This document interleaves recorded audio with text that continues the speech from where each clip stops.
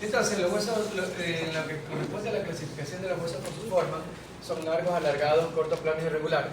Espero usted que ustedes verifiquen en los libros de descarga si está donde está dentro de la clasificación el nombre alargado, o si solamente aparece largos, cortos, planos e irregulares.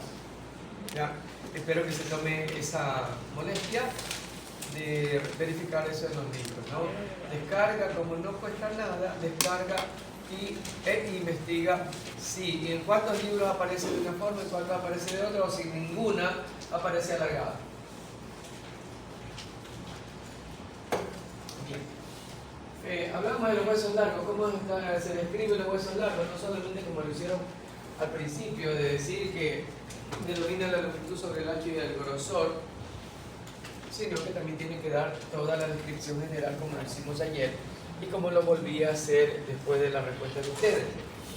¿Ya? Eso ya está clarito.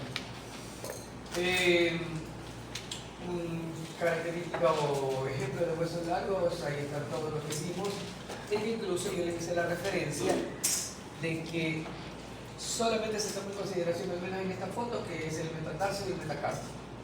Pero los huesos de los dedos, las falanges, sobre todo las proximales y las intermedias, que son las que tienen articulación doble, el uno con el metacarpo y metatarso y la otra con la falange distal, excepto pues el pulgar y el dedo gordo, que la falange proximal tiene dos y no hay intermedio, ¿verdad?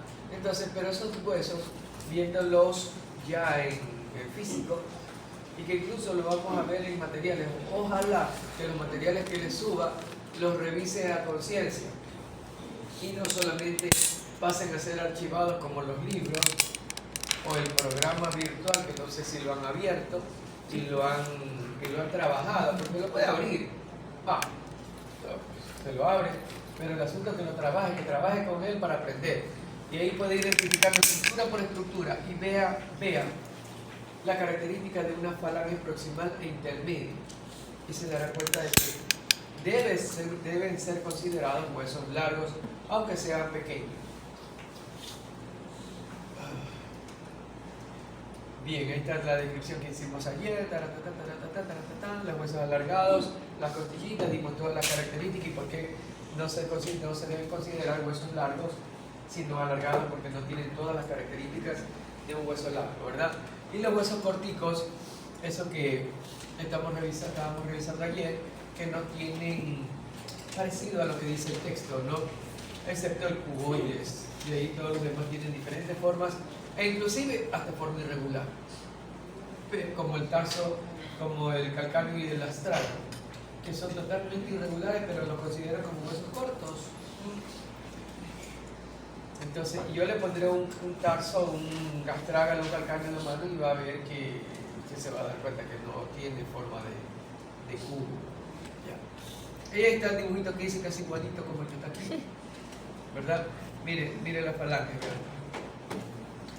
Es parecido al metatarso, pero pequeño, e inclusive aún considerando la falange intermedia, más pequeñita todavía, pero tiene las características. Y si llegásemos a abrir una falange intermedia, podemos verificar si tiene o no tiene el conducto medular, porque esta falange intermedia tiene superficie articular para la falange distal y superficie articular para la falange proximal. ¿Se entiende?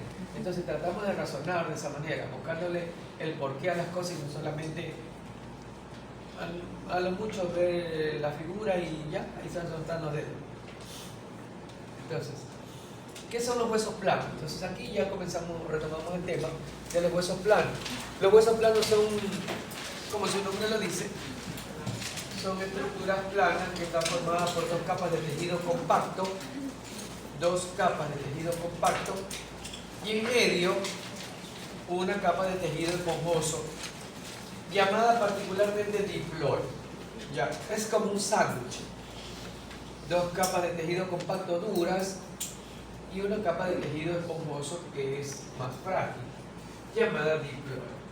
Dependiendo del hueso conviene la descripción general, que es un hueso plano, es aquel en el cual predomina la longitud y el ancho sobre el grosor.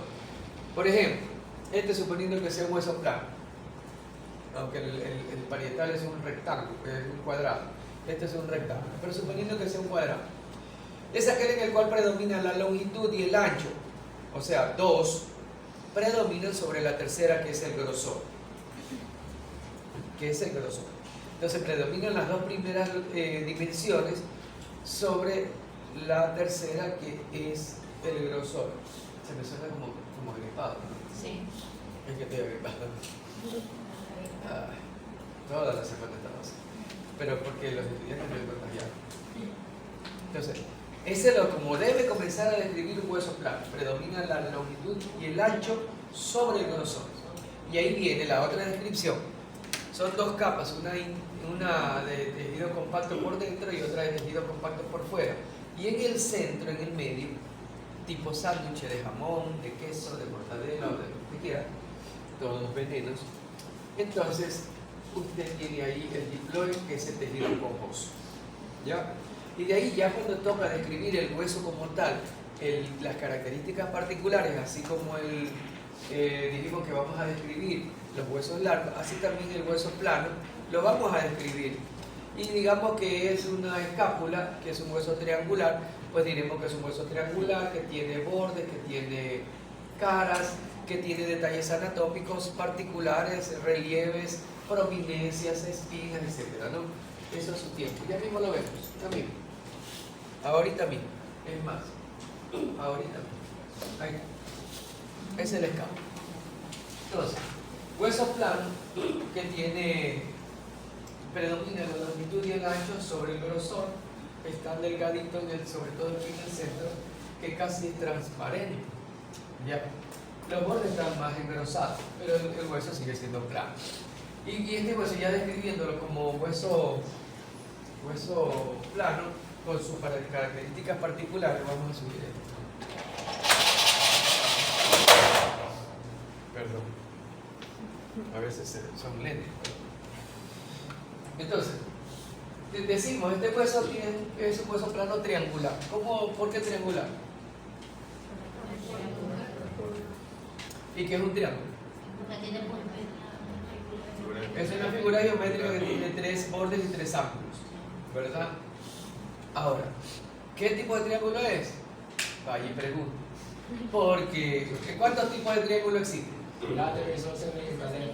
Ya, entonces este de aquí, equilátero no es porque no son iguales. ¿Será escaleno, isósceles?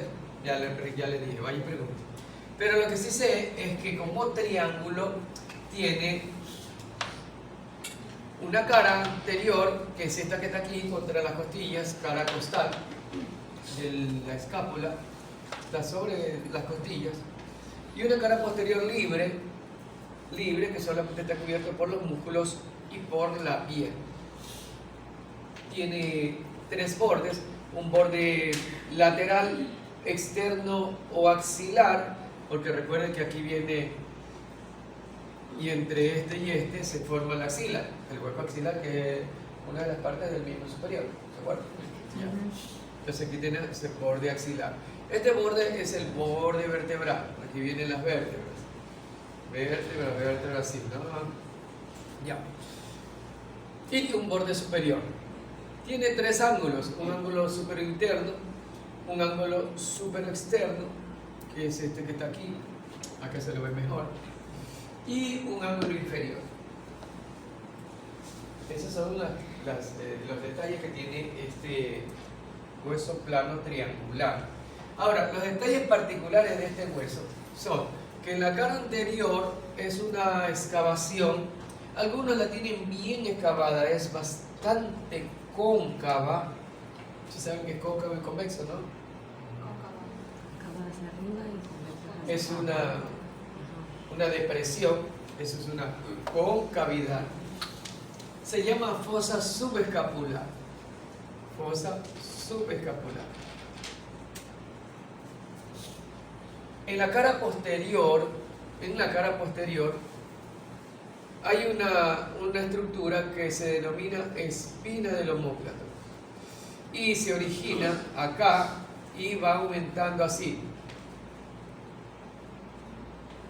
y de allí a esta altura deja de ser espina, se ensancha y forma esto que se va hacia adelante, así como se ve en lateral. Se ensancha y se va hacia adelante. Esto es esto, pero curvado hacia adelante. ¿Para qué? Para irse a encontrar con ¿quién?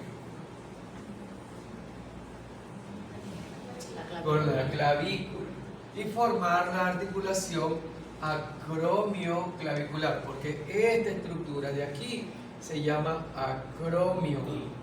No le ponga tilde, acromio es una palabra que no es en español y no llevan tilde, acromio, ya.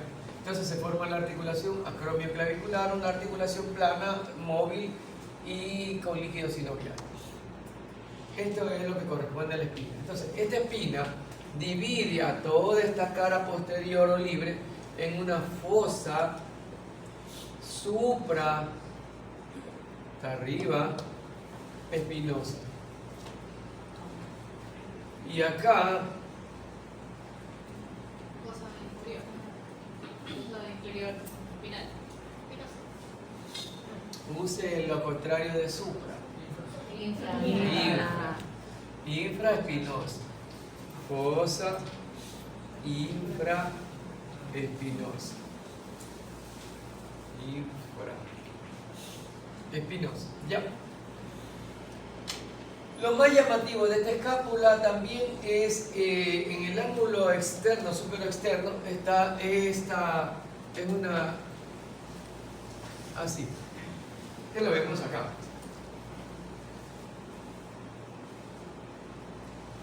¿Puede mover un poquitín el proyector hacia la derecha, por favor? Lo mueve ligeramente, para que cuadre bien la imagen, porque no puedo rayar aquí. Peor cuando ahí, eso, gracias. Ahí se movió todo, pero bueno, no importa. No importa. Externo tiene esta cavidad llamada cavidad glenoidea. Cavidad glenoidea que va a recibir ¿a quién? A la cabeza. A la cabeza del húmero. A la cabeza del húmero para formar la articulación escápulo-humeral, que también en algunos textos se llama gleno-humeral. Gleno-humeral. Esta cavidad articular así es cóncava, pero no es tan profundo. Entonces, ¿cómo se profundiza? Con el rodete glenoide. ¿Se acuerdan ayer del rodete glenoide cuando hablamos de cartílago? El fibrocartílago, el rodete glenoideo. Entonces, ese rodete va a aumentar la profundidad de esta cavidad para que la cabeza del húmero permanezca ahí dentro. Lógicamente, sumado a los ligamentos, sumado a los tendones, sumado a todas las estructuras que mantienen esta articulación unida y pueda realizar sin problemas su movimiento. Ya, eso es lo más relevante de esta, para que lo tengan en cuenta. Y del borde superior emerge o nace esta estructura en forma de dedito, pirulo, lo que usted quiera pensar ahí. Miren. Esta estructura. Esto se llama apófisis coracoides. Apófisis coracoides. Esa apófisis coracoides es sumamente importante porque de allí nacen tres músculos que van, uno va acá al tórax y dos salen de aquí. Una porción de esa apófisis de la punta sale una porción del músculo bíceps braquial y el otro el coracobraquial. Son dos músculos, ya, pero eso veremos después. La apófisis coracoides. Ahora, esa articulación acromioclavicular aquí que hice, usted se la toca aquí. Aquí encimita hay un relieve óseo que no es de un hueso, sino de la articulación de los dos huesos, de la parte del acromio con la clavícula. Este relieve aquí. ¿Se siente? Ya. Esa es la articulación acromioclavicular. Algunas personas, sobre todo los bien delgaditos, tienen muy pronunciado. Sí. Ya. En cambio, los que son pepudines o gorditos, lo tienen bien Escondido. bien escondidito, ¿no? Ya. Ok, esa es la escápula, así de... Acá es Gracias. Así siendo muy profundo el asunto, ¿ah? Porque ahí faltan detalles, pero ya, ahí se lo dejamos. Ya en el resto usted, con el material que tiene, si usted quiere aprender más, usted lo aprende, lo revisa, lo ve, lo identifica y ya. Porque anatomía es identificar, no memorice. No memorice el cuadro. Vamos a utilizar el cuadro del esqueleto. Búsquenlo, cada uno de ellos, búsquenlo en el atlas o en el programa. Inclusive lo pueden individualizar si quisieran cada uno de ellos, como ya lo hemos hecho. Aquí tenemos los huesos planos, ejemplo, los huesos planos como los de la cabeza, pero solo los del cráneo. Y no todos los del cráneo. Porque decir huesos del cráneo como ejemplo tampoco es cierto. No es cierto, no se debe de generalizar. Porque los únicos huesos que son planos, o digamos, todos son excepto el efenoides y el etmoides, que son huesos del cráneo. Y el temporal, una parte de él es plana, que es esta escama que está aquí. Escama del temporal. Una de las tres partes del temporal. El temporal tiene escama, porción mastoide y porción petrosa. Son tres partes que ya lo veremos con el hueso de la mano. Pero decir que todos los huesos del cráneo son planos, no. Este coxal también es un hueso plano. Este es el coxal, que unido, articulado, aquí está el pubis, que ayer no sabían dónde estaba el pubis. Esta es la sínfisis púbica, aquí hay fibrocartílago. Este es el pubis, esta parte de aquí del hueso. Esta de aquí forman la sínfisis. Articulado con el sacro, forman la pelvis. La pelvis. Y articulados los dos sin el sacro, forman la cintura pélvica. Cintura pélvica. Sí graba. Sí graba. Sí graba. Cintura pélvica. Ya, listo. Los huesos irregulares son aquellos en los cuales las dimensiones no guardan relación entre sí. No hay predominio de ninguna, por eso se denominan irregulares. Y no hay una descripción como hemos visto con el plano o con el largo o con el corto, en el cual el corto, según el texto, aunque ya vimos que ninguno se parece, las dimensiones en cambio todas son similares. Si es parecido a un cubo, lógicamente si se parecieran a un cubo, las dimensiones serían parecidas, tanto la longitud como el ancho y el espesor o grosor, pero ya vemos que no. En los irregulares está descrito que no tiene una dimensión que predomine sobre la otra, porque son irregulares. Y dentro de esos irregulares están las vértebras y están los huesos de la cara.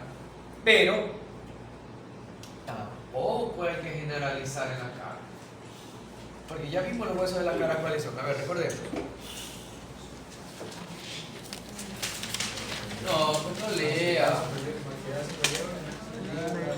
Superior, palatino, cigomático, nasal, inguis, corneta inferior, Etmoide de la cara. vómer, mandíbula, vómer. Los huesos pares, maxilar superior, palatino.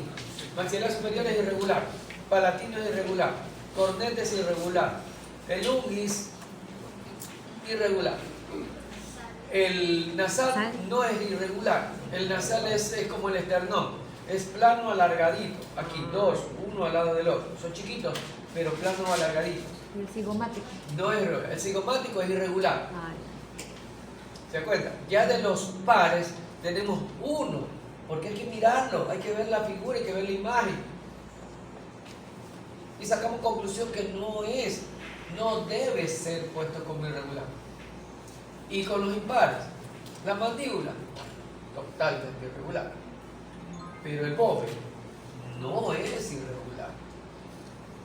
El vómer tiene una partecita engrosada y con ranura, que eso va a formar una articulación con el efenoide. Pero el resto del búmer es planito. ¿Por qué? Porque es una estructura que tiene que formar un tabique. Y un tabique nunca puede ser, tiene que ser planito como la pared, para que separe la cavidad nasal derecha de la izquierda. Y junto con el cartílago y una lámina que viene del etmoide, forman los tres el tabique.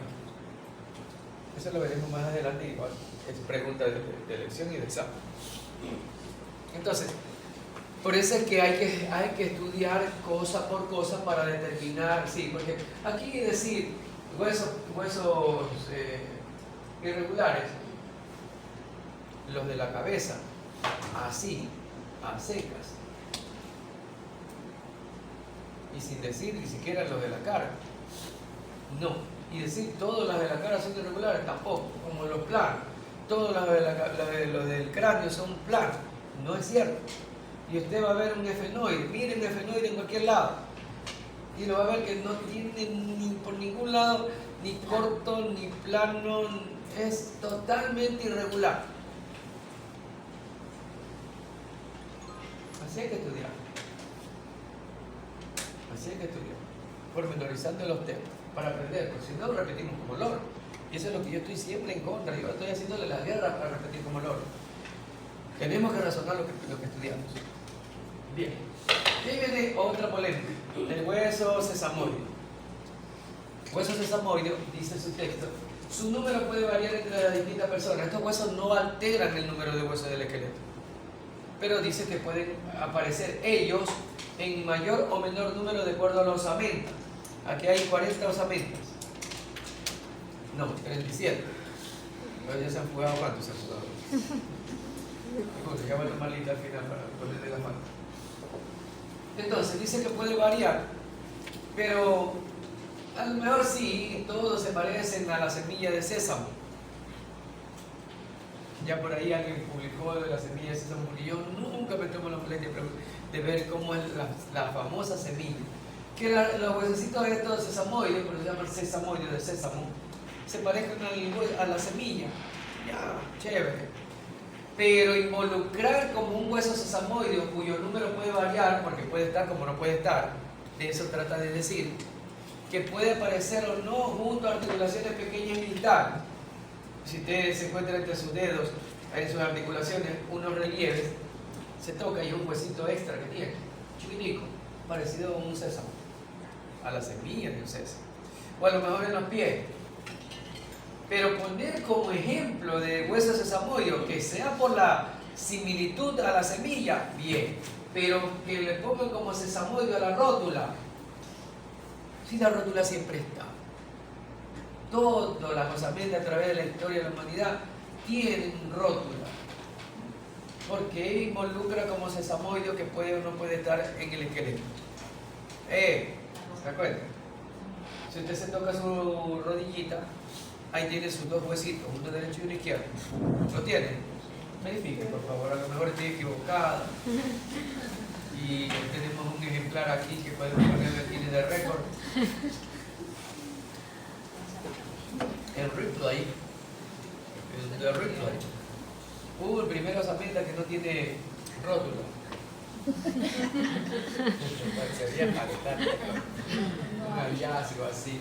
Entonces todos tenemos rótula, entonces ponerlo como hueso sesamoide a la rótula no me parece. Pero bueno, igual como yo siempre les digo, ustedes tienen la libertad de leer y decidir si aceptan el criterio de este servidor o siguen pensando como dicen los libros.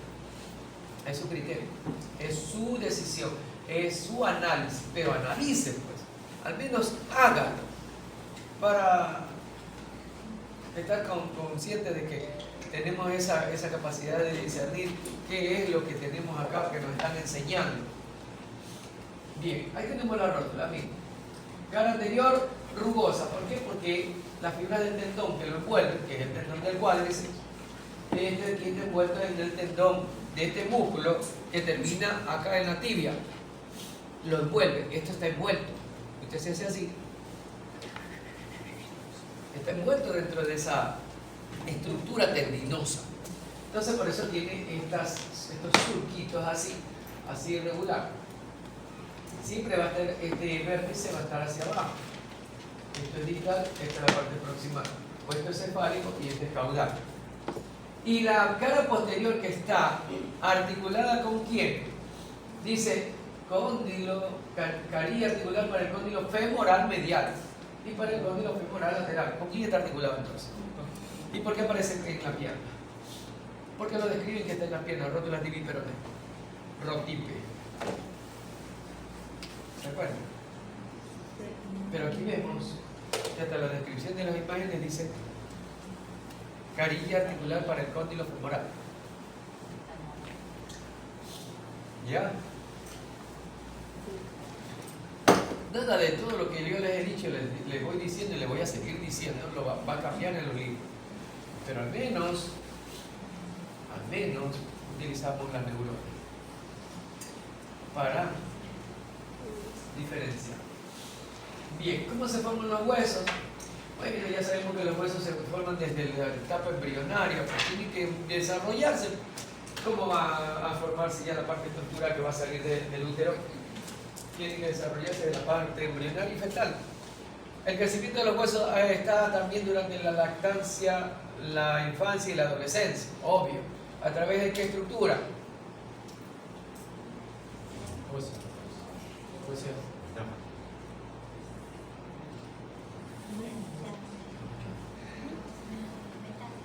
Eso, un incentivo para la señorita Bajaña.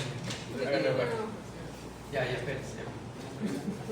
Por Dios, la metáfisis. Todos los huesos largos tienen metáfisis. Y cuando no son huesos largos, crecen por aposición celular. Se van agregando células para que el hueso alcance la dimensión en la etapa adulta de la forma y del tamaño que tiene que ser. Si hablamos de un escafoides, tiene que adoptar esa forma de escafoide, de navecita. Y se va haciendo aposición celular. Los largos, el diámetro, por aposición celular. En longitud, por las metáfisis. Y los planos, los irregulares, por aposición celular. Ya. Se da la remodelación ósea por parte de los osteoclastos y se da la consolidación de las fracturas cuando también actúan los osteoclastos en esa remodelación, mantenimiento y reparación del hueso, que son las funciones del osteoclasto. Bien. Listo, todo esto ya está. Aquí tenemos imágenes. Las imágenes hablan y bastante. Aquí tenemos la longitud, aquí tenemos el crecimiento de los huesos en longitud, en espesor por la posición, y aquí tenemos, vamos viendo ya estas estructuras que se llaman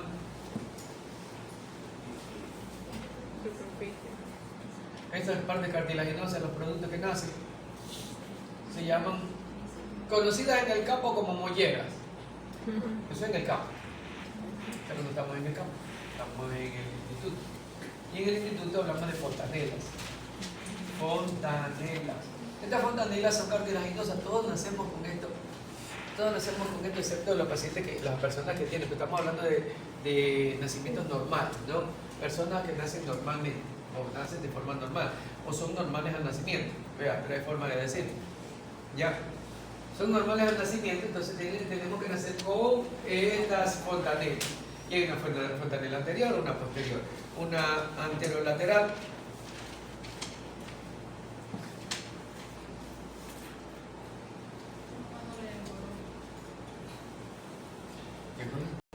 Anterolateral y posterolateral, detrás de la oreja. Posterolateral. Son fontanelas, ¿ya? Que cuando se osifican ya van a tomar nombres, otros nombres, ya no se va a llamar fontanela, porque esos cartílagos a partir del tercer mes de nacido se tienen que osificar y conformar los huesos correspondientes. Aquí vemos que el frontal aparece como dos partes, pero en etapa embrionaria y fetal. Pero ya después se van a fusionar y van a formar uno solo. Ya lo veremos más adelante. Ahí tenemos la metáfisis. Cartílago hialino de crecimiento. Cartílago hialino de crecimiento. Repito, cartílago hialino de crecimiento. Entonces ya cuando llega la etapa adulta ya no hay metáfisis. Ya solamente hay epífisis y diáfisis. ¿Ya? Y cesó el crecimiento. Indudable que esto se relaciona enseguida con la morfo 2 cuando habla de la hormona de crecimiento. En el sistema endocrino vamos a, o van a hablar de la hormona de crecimiento con el profesor de turno en el sistema endocrino, segundo capítulo del sílabo, porque tenemos que crecer en base, no crecemos de la nada, crecemos por acción hormonal, una hormona del crecimiento que la produce la hipófisis y esa hipófisis estimulada a producir esa hormona en base a una hormona que viene del hipotálamo. Ya, todo ese jueguito de términos en morfo 2 pues lo verán, o lo veremos, no sé, quién sabe. Por ahí andan haciendo guerra y quieren que vaya un grupo. No, yo no voy a pedir a nadie, ellos solitos, lo que se me quieren programar, pues el grupo me programarán y apareceré y ahí sí lo voy a... Porque si yo les di morfo 1, pues ya sabemos esto de la remodelación de los huesos y la posición celular. Fracturas, ese es otro mensaje que le voy a dar. Cuando usted tenga tiempito, no investigue los tipos de fracturas. No, es más, estamos abordando para la cuarta nota. El próximo sábado me traen un resumen de lo que son las fracturas. Tipos de fracturas con su respectivo vendaje si amerita. Porque usted tiene que aprender de técnicas de vendaje. Y ya debemos de ir practicando ese asunto. Técnicas de vendaje. Tipo de fractura. ¿De la fractura? Clasificación de las fracturas y las técnicas de vendaje. Porque tiene que aplicar técnicas de vendaje en ciertas fracturas.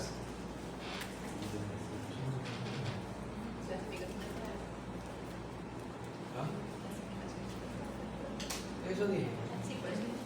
Clasificación de las fracturas y las técnicas de vendaje. Y en las fracturas, si se utiliza un tipo de vendaje, ¿qué tipo de vendaje se utiliza? Porque te tiene, repito, es más, deberían, verán lo que les digo, deberían de procurarse de inscribirse en algún cursito por donde sea, que lo generen. Ahí debe haberla demandado, poner una denuncia por una semana. Ustedes la descargan de ahí de la diapositiva y le ponen toditos los nombrecitos. Ahora, yo lo que voy a hacer aquí es poner, ya dice, ¿y qué saca con la foto? Para imprimir en Pero si saca la de la diapositiva, ¿De la que sale más diapositiva? nítida que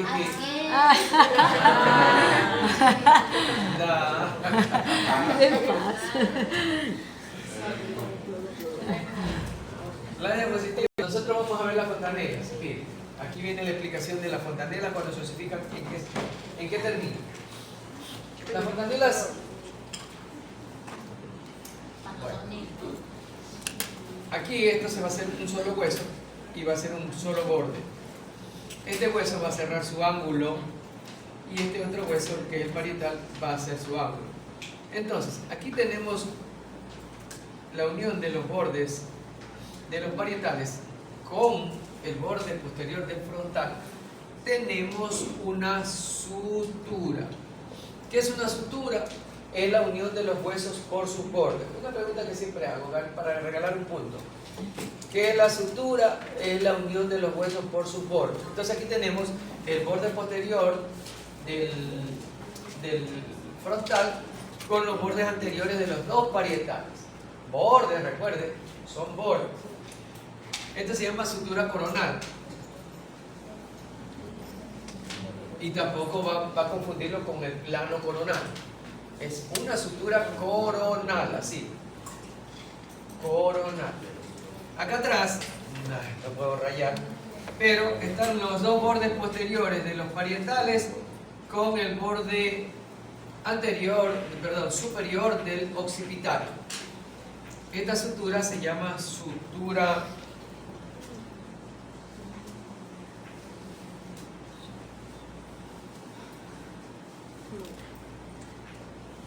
lambdoidea. Lambdoidea. Hey, practiquen. Lambdoidea. Hay una triple consonante ahí. Lambdoidea. Recuerden que esto es del griego, no es español, es lambdoidea. Así pusieron los anatomistas griegos de allá. Ahora, Aquí, entre los dos bordes de los dos parietales, tenemos la sutura sagital. Sagital. Entonces tenemos la coronal, la lambdoidea y la sagital. Coronal, borde posterior del frontal con los bordes anteriores del parietal, de los dos parietales. Los bordes posteriores de los parietales con el borde superior del occipital. Y los bordes mediales de los dos parietales entre sí.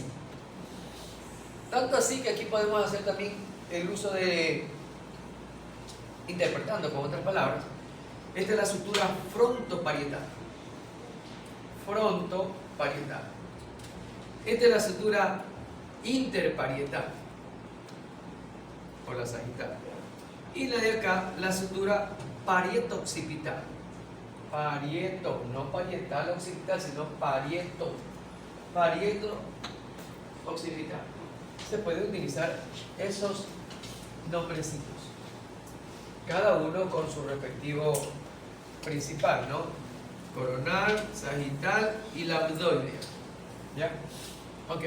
Ahora, ya en estado ya adulto o en estado ya osificado, tenemos que conocer que existen, ya no las suturas porque las acabamos de estudiar, existen los puntos de sutura. ¿Qué son los puntos de sutura? Aquí tenemos que quedar claro que las suturas es la unión de los huesos por sus bordes. Los puntos de sutura es el punto de donde se encuentran más de dos huesos. Punto de encuentro de más de dos huesos. Por ejemplo, aquí. Este es el punto donde se encuentran más de dos, que son tres. 1, 2 y 3. Así como estas baldosas se encuentran aquí, las 4, aquí en este punto de sutura. Aquí. Punto de unión de más de dos huesos. Entonces, este punto de encuentro de más de dos huesos se llama punto de sutura brecma. Siempre el griego, ¿no? Ustedes van a aprender griego aquí. Brecma. Brecma. ¿Podemos hacer una esquemita de esa? ¿Qué le parece? Ponemos aquí puntos de sutura. El punto de sutura que acabamos de mencionar aquí es el punto de sutura brecma. Brecma. Este es el punto de encuentro de tres huesos. El frontal, parietal derecho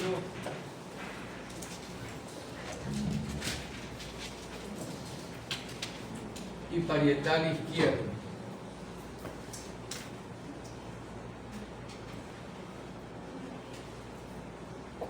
Ya, ¿lo están viendo? ¿Lo están viendo? Sí. Frontal, parietal derecho y parietal izquierdo. En la parte posterior, en el punto de encuentro, aquí ya no puedo rayar, entre los dos parietales y el occipital, aquí, este se llama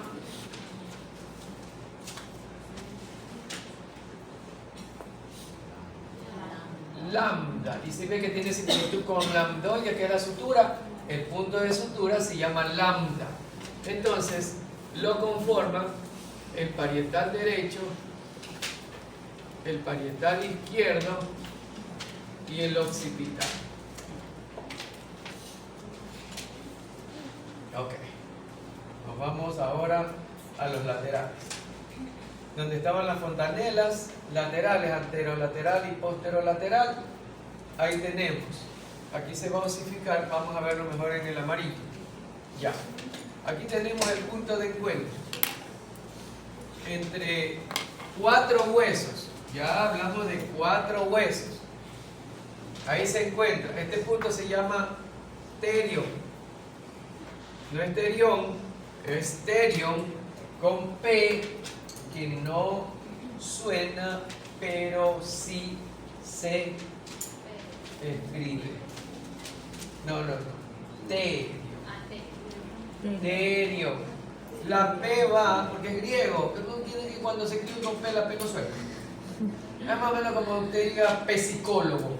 No El psicólogo tiene P, aunque ahora la plebeya dice que ya no se debe usar la P. Pero eso que no lo use ella, que yo sí la sigo usando. Esa plebeya me cae mal.